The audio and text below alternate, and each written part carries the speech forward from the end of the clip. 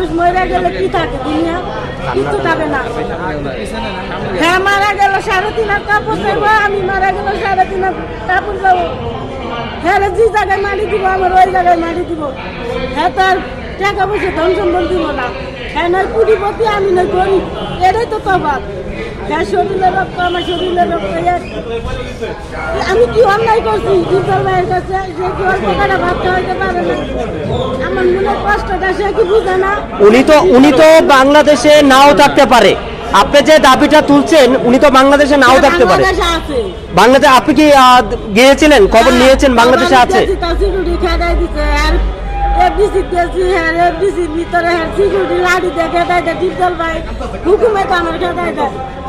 কি কারণ আমার খেদাই দেয়? আমি তো ভাত খেতে চাইছি, আপনি কিছু না ভাই। আমার সব কিছু হারাই, তাও আমি ভাইয়ের কাছে 1 নৌকা ভাতের জন্য আমি ঘুরতেছি। আচ্ছা, বাংলাদেশে